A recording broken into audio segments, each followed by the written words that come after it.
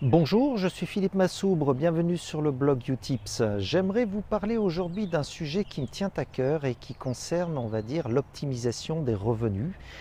Pour un chef d'entreprise, en fait, lorsque vous détenez la totalité ou la quasi-totalité du capital social, eh bien, en fait, il faut considérer finalement non pas le chef d'entreprise tout seul, mais le couple société, chef d'entreprise. Alors pour optimiser ses revenus, finalement, il faut que je commence par un préalable qui est le préalable qui est la distinction entre les revenus du capital et les revenus du travail. Pourquoi? Parce qu'en fait, ces deux revenus eh bien, sont issus de la même entité, c'est-à-dire l'entreprise, mais ont quand même un traitement extrêmement différent à titre personnel. Alors, de quoi parle-t-on en fait? Eh bien, les revenus du capital, il s'agit des dividendes que peuvent verser une société à son actionnaire.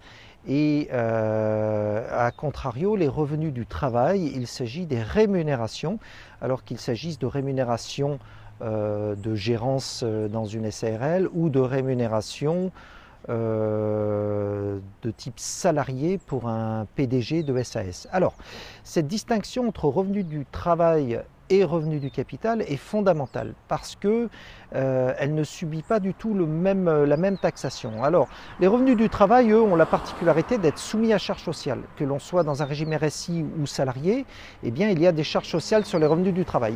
Il s'agit donc d'un coût qui est tout à fait conséquent, puisque là on parle dans le cadre d'un statut salarié de l'ordre de 100% de la rémunération nette et dans le cadre d'un statut non salarié de l'ordre de 50% de la rémunération nette hors cotisation facultative. Donc on arrive facilement à 70% de cotisation sociale dans un statut RSI à protection sociale équivalente à celle d'un statut salarié. Donc là on parle de très gros pourcentages.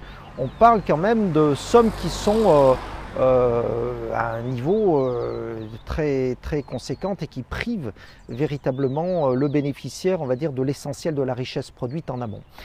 A contrario, les revenus du capital, eux, sont nettement moins taxés puisqu'ils ne subissent que l'impôt sur les sociétés.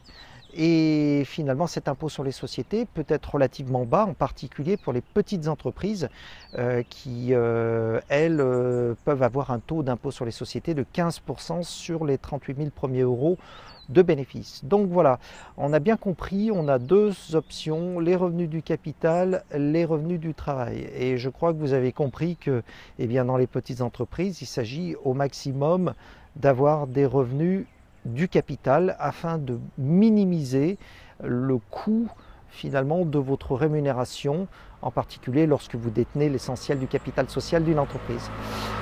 Voilà pour cette petite vidéo à propos de l'optimisation de la rémunération. Je vous souhaite une excellente fin de journée et je vous dis à très bientôt sur le blog Utips. Au revoir.